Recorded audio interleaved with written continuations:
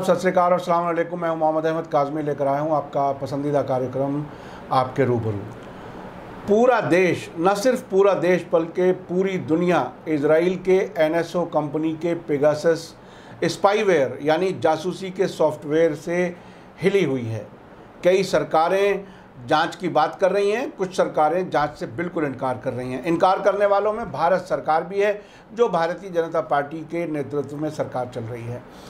यहाँ सरकार अभी ना ये मान रही है कि उसने ख़रीदा, ना ये मान रही है कि इस्तेमाल किया, लेकिन कहीं कहीं ऐसे बयानात भी आ रहे हैं जिससे ऐसा लगता है कि सरकार को इसके करने में कोई शर्मिंदगी नहीं है। इस सब पर बात करने के लिए मेरे साथ ख़ास मेहमान हैं रविंद्र कुमार जी, जो अध्यक्ष हैं राष्ट्रीय मुक्ति मोर्चा के और वकील हैं। कानूनी अंदाज से भी जानते हैं और सियासी अंदाज से भी जानते हैं कि आखिर इसमें क्या कुछ है। रविंद्र कुमार जी, वेलकम है आपका मीडिया स्टार वर्ल्ड में। आप बताइए कि आप इसे कहाँ तक देख रहे हैं? 5-6 दिन हो गए, पार्लियामेंट में कोई काम नहीं हो पा रहा। सरकार कहती है कि काम होने दो भाई, और इसको छोटा इशू बना के पेश करने की कोशिश कर रही है। आप इसको कैसे देख रहे हैं? क्योंकि ये कई मुल्कों में बाकायदा जांच की बात शुरू हो गई। इजराइल के डिफेंस मिनिस्टर कल जा रहे हैं पेरिस, ये बताने के लिए कि इमैनुअल मैक्रों भी उस जाल में थे, तो क्या कुछ बताएंगे वो तो टाइम बताएगा। लेकिन आप इसे कैसे देख रहे हैं, ख़ास तौर पे भारत के पर्सपेक्टिव में? ऐसा है, भारत के पर्सपेक्टिव में जब मैं इस बात को देखता हूँ तो मुझे एक ख्वाजा नसरुद्दीन का एक पुराना किस्सा याद आ गया। ख्वाजा की लॉटरी लग गई। अब लॉटरी लग गई तो उसे दोस्तों ने कहा भाई पार्टी दे, तेरी लॉटरी लग गई। तो खैर उसने पार्टी दी, बड़ी रंगदार पार्टी थी। तो एक मौलाना थे, उन्होंने ख्वाजा से पूछा कि ये तो बताओ मियाँ कि आपकी ये जो लॉटरी लगी कैसे? तो ख्वाजा ने कहा जी मैं रात को सो रहा था तो एक दिन सपना आया और सपने में मुझे 7 भेड़ें दिखी। तो सुबह उठ के मैंने कहा 7 भेड़ का मतलब 7 नंबर। अच्छा। बोला फिर 2 दिन बाद फिर दोबारा एक सपना आया, उसमें मैंने 7 मुर्गे देखे। अच्छा। तो उसने कहा, मैंने उठ के फिर याद किया, मैंने कहा 7 नंबर। फिर बोला जी थोड़े दिन बाद मैं जा रहा था तो मुझे सपने में लगा कि मेरी 7 बीवियाँ हैं। अच्छा। तो जब मैं सुबह उठा मुझे सपना याद था, मैंने कहा 7 नंबर। तो मैंने इनको जोड़ा और मैंने जोड़ा 7 एकम 7, 7 दूनी 14, 7 तिया 21, 7 चौका 28। तो मैंने कहा 28 नंबर पे लगा देता हूँ। तो 28 नंबर पे मैंने दाव लगा दिया और जो है मेरी लॉटरी निकल आई। तो जो मौलाना बोले भाई 7 तिया जो 28 नहीं होते, 7 तिया 21 होते हैं। कहते जी आपको क्या मतलब है, मेरे 28 लग गए और मेरी लॉटरी निकल गई, मैं इस बारे में क्यों सोचूं कि 7 तिया 21 होते हैं, 7 चौका 28 होते हैं। सही सही। तो जो भारत के जो इंफॉर्मेशन टेक्नोलॉजी मिनिस्टर हैं वो भी ख्वाजा नसरुद्दीन के अवतार हैं। वो संसद में कहते हैं अवैध रूप से किसी भी तरह की जासूसी हिंदुस्तान में असंभव है।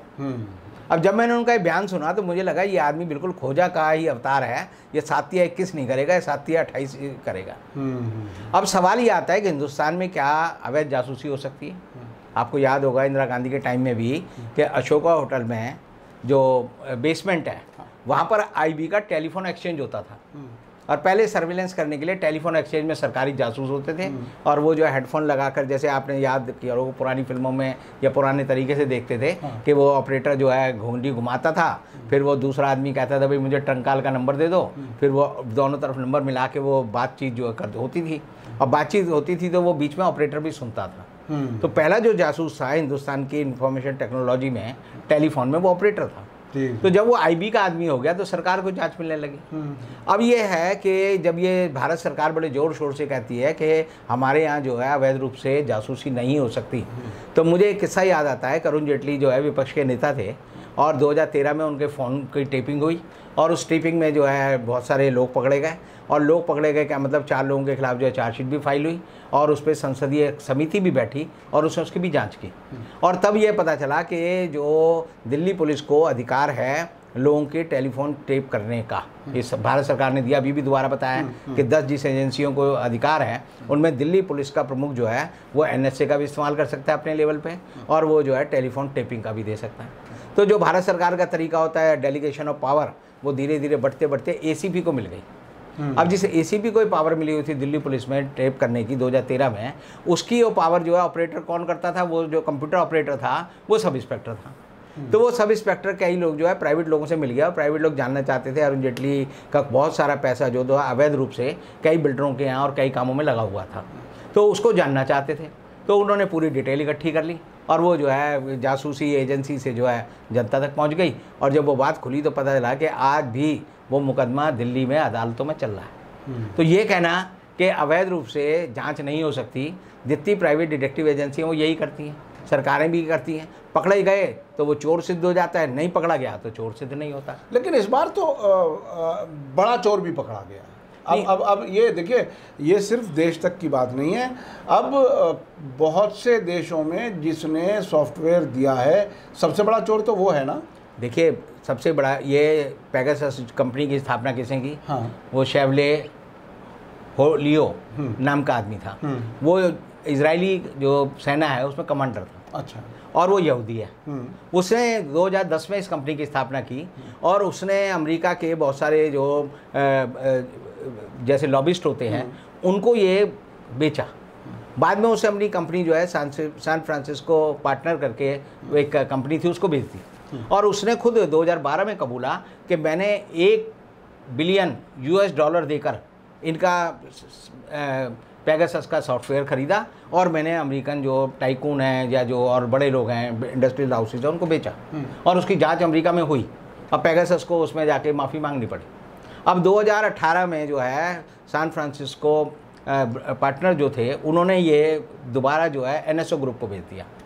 अब एनएसओ ग्रुप को जब बेच दिया तो आप देखिए कि 2010 में जो सॉफ्टवेयर था आईफोन का वो था 6.1 iOS, आज के दिन है 14.6 iOS। एक बड़ी कंट्रोवर्सी आपको पता चला होगा, अमेरिका में सीनेट की कमेटी भी बैठी थी कि एक आईफोन था, उसको खुलवाने के लिए सीनेट ने कहा आईफोन वालों को कि आप इसका पासवर्ड बताओ। तो उन्होंने कहा जी हमारा सिस्टम इतना हैक प्रूफ है कि हम इसका पासवर्ड नहीं बता सकते। और नासा के वैज्ञानिक लगे रहे, खुद आईफोन वाले लगे रहे और अल्टीमेटली अमेरिकन सीनेट में ये प्रूव कर दिया उन्होंने कि हमारे आईफोन को खोलना असंभव है, सिर्फ वही खोल सकता है जो उसे लॉक करता है। अब पेगासस जो है उसका भी बाप है। पेगासस जो है हर आईफोन को खोल सकता है। इसका मतलब जो अमेरिकन सीनेट है उसको भी इन्होंने झूठ बोला और वो जो है अमेरिका की पूरी सुरक्षा जो कार्यप्रणाली है उसको बेच सकता है। और अब पेगासस उपज किसकी है? ये एक यहूदी कंपनी द्वारा बनाया गया है। इजराइल में इसका नियंत्रण है। इसकी खोज जो है सबसे पहले जो है इजराइल के, मैंने जैसे आपको बताया, कमांडर ने की। इसमें सबसे बड़ा रोल जो है वो CIA और नासा का है। तो एक तरह से पेगासस के माध्यम से जो अमेरिका है वो अपना जो है जो एस्पियोनेज का जो अपना दायरा है, साम्राज्य, वो बढ़ाना चाहता है। और इसीलिए जो है चीन ने, आपने देखा होगा कि गूगल पे भी रोक लगा रखी है, व्हाट्सएप पे भी रोक लगा रखी है। उन्होंने अपने नए सॉफ्टवेयर डेवलप कर लिए हैं। इसीलिए वो इसलिए है कि अमेरिका उनकी जो है जासूसी ना कर सके।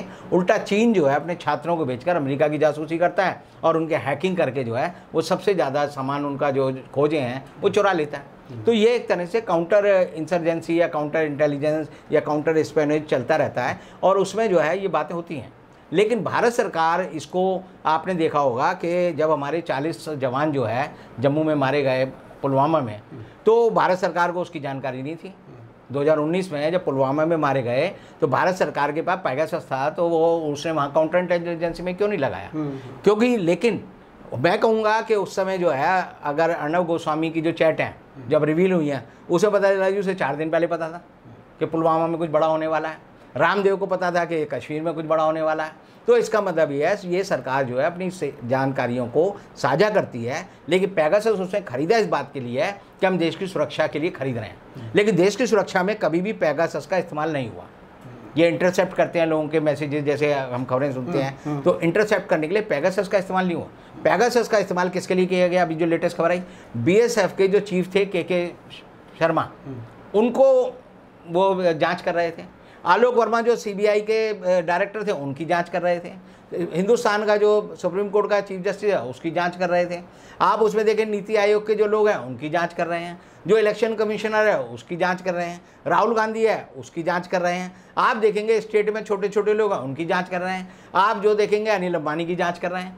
तो ये जो है एक तरह से इनका जो जाँच का दायरा है वो जो है देश हित में नहीं है, ये सारा का सारा मोदी हित में है, या भाजपा के हित में या आरएसएस के हित में। अच्छा साहब, ये सिर्फ आरएसएस और बीजेपी के हित से ऊपर की बात जो मैं समझ पा रहा हूँ, विदेशों में इस बात पर भी चर्चा हो रही है कि ये जो इजरायली स्पाईवेयर है पेगासस, वो बेच करके नक्की नहीं हो जाता, अलग नहीं हो जाता है, बल्कि उसके ज़रिए इकट्ठी की हुई इंफॉर्मेशन भी इजराइल तक पहुंचती हैं।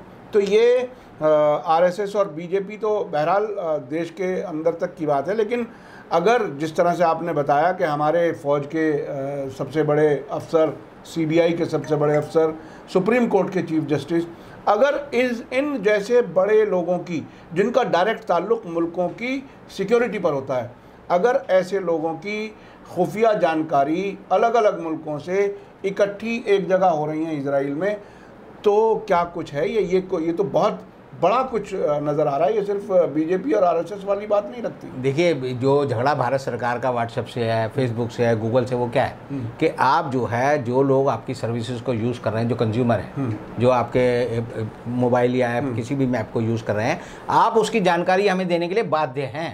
यही तो झगड़ा है। जी। भारत सरकार यही जानना चाहती है कि हम दो लोग आपस में अगर फ़ोन पे बात कर रहे हैं तो ये बात क्या है, और ये बात किससे मांग रहे हैं? सर्विस प्रोवाइडर से।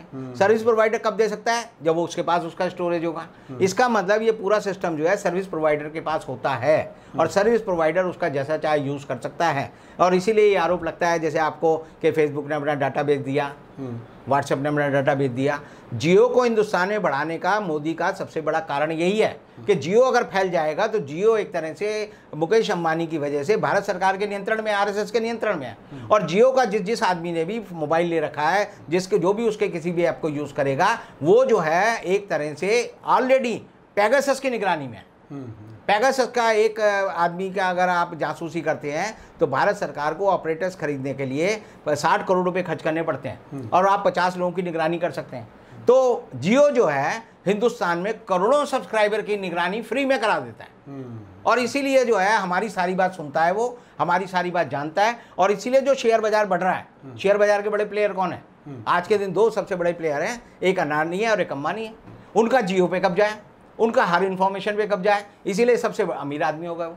भारत सरकार कहेगी, या एक मंत्री दूसरे मंत्री को कहेगा, या एक सेक्रेटरी दूसरे सेक्रेटरी को एक इन्फॉर्मेशन देगा कि हम फलाना स्टेशन बेचना चाहते हैं, तो जब तक उसकी पब्लिकेशन आएगी उससे पहले अडानी और अंबानी को पता होगा कि ये ऐसी बात चल रही है। और यही नहीं, वो सारी बात सुन के उसे मॉडिफाई भी कर सकता है। जैसे आपने टेंडर निकाला तो टेंडर में ई टेंडरिंग होती है। ई टेंडरिंग का मतलब है कि आप उस टेंडर में क्या हो रहा है आपको नहीं पता, फाइल जो है कंप्यूटर में।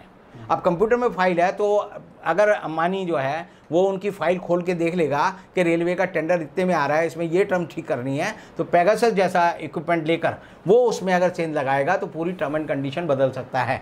भारत सरकार भी उसको चैलेंज नहीं कर सकती कि हमारी ये जो है जानकारी लीक हो गई है, क्योंकि भारत सरकार तो मानती नहीं पेगासस हमने खरीदा है या पेगासस है। तो इसलिए आप समझिए, इस देश में लोगों की आज़ादी जो है, लोगों की सोच जो है, लोगों की हर हरकत पर निगाह है। और जैसा मैं हमेशा कहता हूँ, जॉर्ज ऑरवेल ने जो 1984 बुक लिखी थी कि big brother is watching you, वो आज के समय में हो रहा है। क्योंकि पेगासस क्या कर सकता है? अगर मैंने अपना मोबाइल फ़ोन बंद कर दिया तो वो तब भी खुल जाएगा। अगर मैंने मोबाइल फ़ोन बंद है और अंधेरे में हूँ तब भी वो मेरी फ़ोटो खींच लेगा, तब भी वो दोनों कैमरे ऑपरेट कर सकता है एक साथ। मैं अपने फ़ोन के दोनों कैमरे एक साथ ऑपरेट नहीं कर सकता।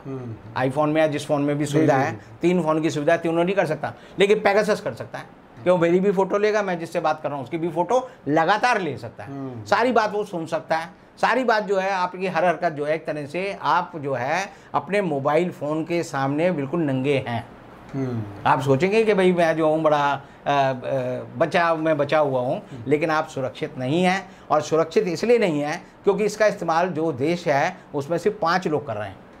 मैं पहले भी कह रहा था कि 3 लोग करते हैं, बाद में मैंने अपनी जानकारी को सुधारा।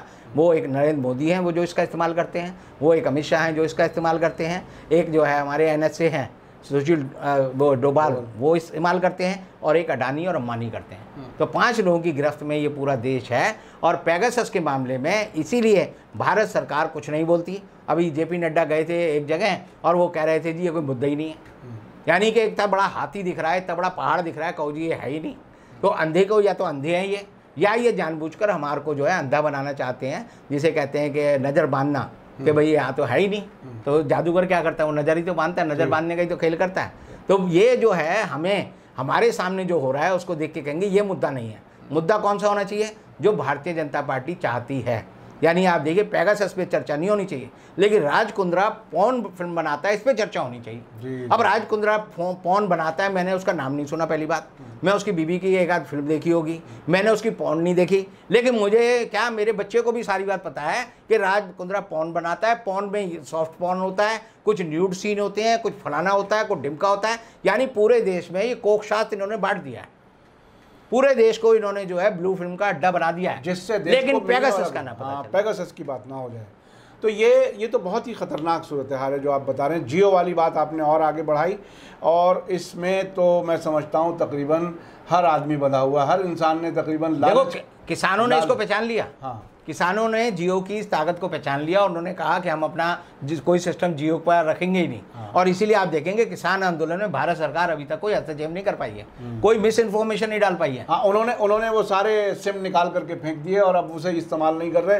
तो ये बड़ी बात है। देखिए, ये एक चर्चा में एक बात ख़ास आई कि जियो के ज़रिए जो हर इंसान की जासूसी हो रही है, उससे बचने का इलाज यही है कि उसको त्याग दिया जाए। और किसानों ने इतने लंबे अरसे से 8 महीने से प्रोटेस्ट चल रहा है और वो कामयाबी से चल रहा है। अब तो वो बाकायदा यूपी में कह रहे हैं कि हम दिल्ली बना देंगे, लखनऊ को। बिल्कुल बना देंगे। वो बहुत बड़ी बात है।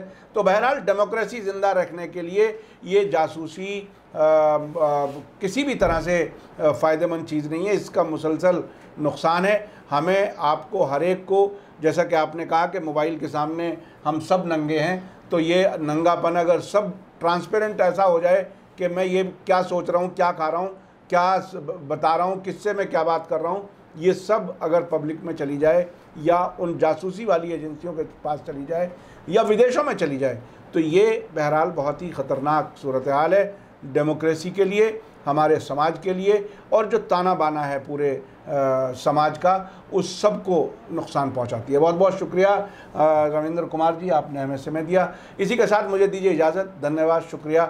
जय भारत, जय हिंद।